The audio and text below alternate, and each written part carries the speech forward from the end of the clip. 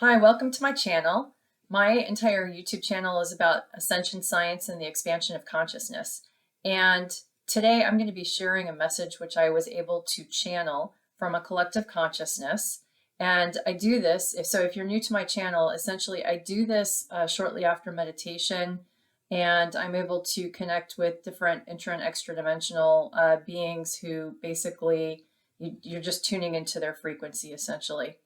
And in this particular session that I was working with, I was asking questions about why there are certain beings in the universe at large, or certainly even on our planet, that really don't like humans, or just do not like humanity. So it has certainly come into my level of awareness that this is the case. I mean, you can even see it, if you're just exposed to news and society, that some humans just do not like other humans. So I wanted to better understand, why that is. Now, in my session, I was, I think, framing the conversation more of kind of non-human beings that are essentially, not in favor of humans or the human form. And I wanted to understand why that is. I basically asked, why do certain beings hate humanity so much? The answer that I got is humanity birthed a new seed race with the potential to co-create and manifest as gods when fully and consciously evolved. You are Krysted or Krystal Beings. And I want to pause right there. So when it was coming through, Krysted is spelled K-R-Y-S-T, or Krystal K-R-Y-S-T-A-L, or Krystal C-R-Y-S-T-A-L.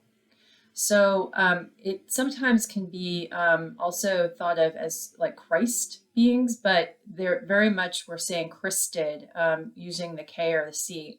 So what that means is that we have the kind of codes, if you will, within our DNA structure to carry sort of a high frequency that's like a crystalline frequency. So what they're saying is you are Krysted or Krystal beings.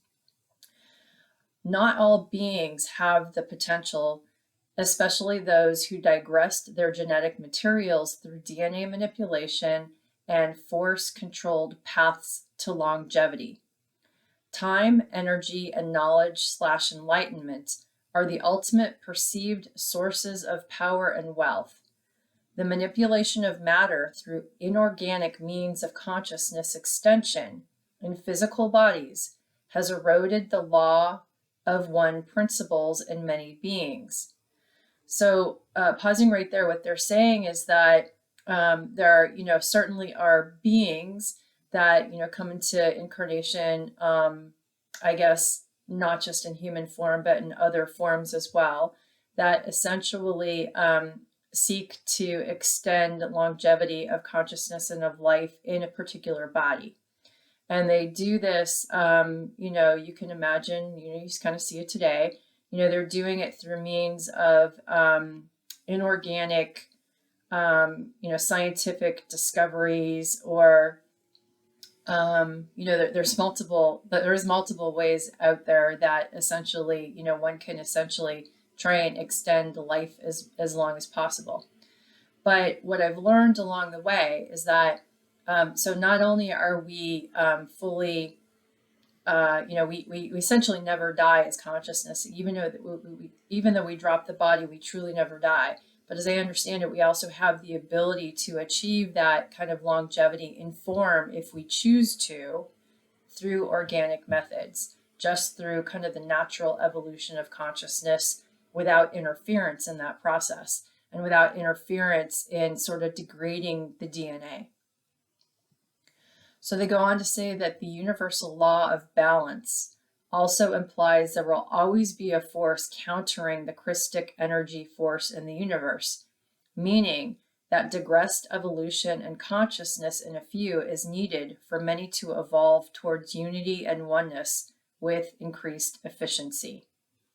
So in this particular paragraph, they're saying that, there's always going to be sort of balance of energy in full, that exists sort of in antimatter form and in physical form. And so essentially, while you've got a Krystic energy, you're going to have another energy that completely is opposite of that and balances it. And Krystic energy is more associated with unity, oneness, love. So you're going to have another energy which is kind of anti that. And in some cases, what they're saying is that in some cases is needed, because what it does is it creates a compelling upliftment of unity and oneness in many others. So, obviously, if you're kind of migrating yourself through the world, you have a choice of which direction you kind of want to play out in the world. And so, maybe you need to experience the one or see the one in order to determine that you want to experience the other more. So that's kind of what they're implying here. So that's really all I got on the particular content around this question. So it sounds like there's just, basically a group that really doesn't want this co-creative potential of humanity to evolve by kind of fully activating the DNA towards the crystalline frequencies or the Krysted frequencies. We do have that power to co-create and to manifest, much broader than what we have historically experienced in our written history, I guess you could say. At least that's been taught. And so, I'm sure there are forces that just don't want that, because essentially then they lose power. That's kind of what it is. So with that, I hope that continues to, help you on your journey as it helps me when I kind of ask these questions, and look forward to see you in future videos. Thanks very much. Bye.